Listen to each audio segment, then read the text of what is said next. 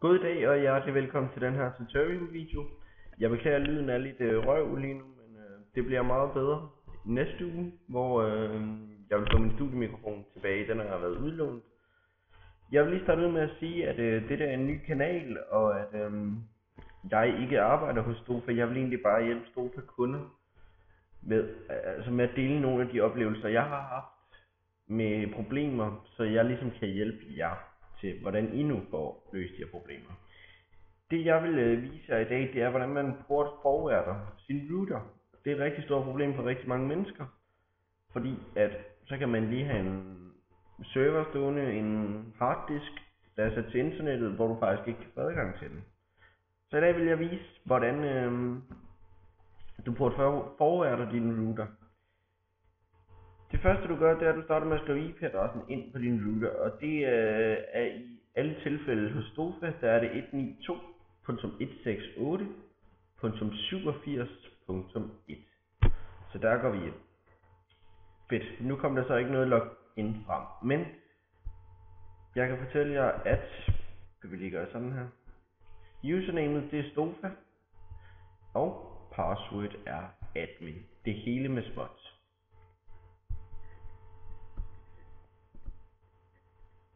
Så kommer I ind til en skærm, der ligner den her lige præcis på en prik. Det I gør, det er, at I går over i Advanced, Create IPv4, og nu har jeg faktisk i forvejen lavet en port 21, som skal bruges til FTP. Det her, I behøver bestemt ikke lave den her port her. Det bestemmer I egentlig selv. Det I gør, det er, at I finder den lokale IP-adresse. Og det kan I gøre under network.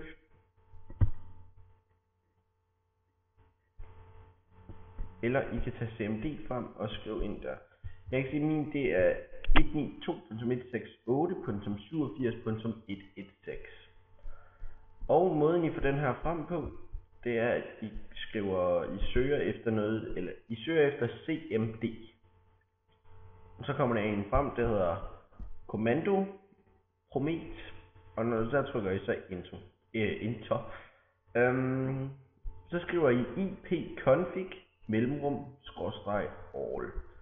Så bladrer I lidt ned, og den der står flest oplysninger ved er i 99,9% af tilfældene det netværkskort I er koblet op. Der vil I finde den der hedder IPv4 adresse, og det er den satan der. Der står 192.168.87.116, så det er den jeg skal bruge. Så går jeg ind i Advanced igen, og så skriver jeg bum. Og den port jeg skal have åben, det er port 21 og port 21. Jeg skal kun have port 21 åben. Men external IP, den lader I stå sådan som den er på 0,0,0,0. Og så external porten er 21, og end external porten er 21.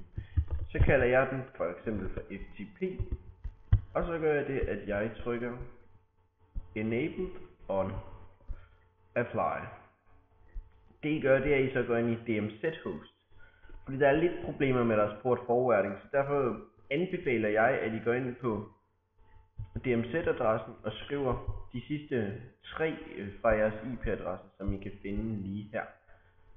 Dem vil jeg sætte ind, og så genstarter vi routeren, og så kan der altså godt gå op til en halv time, før den her funktion her virker.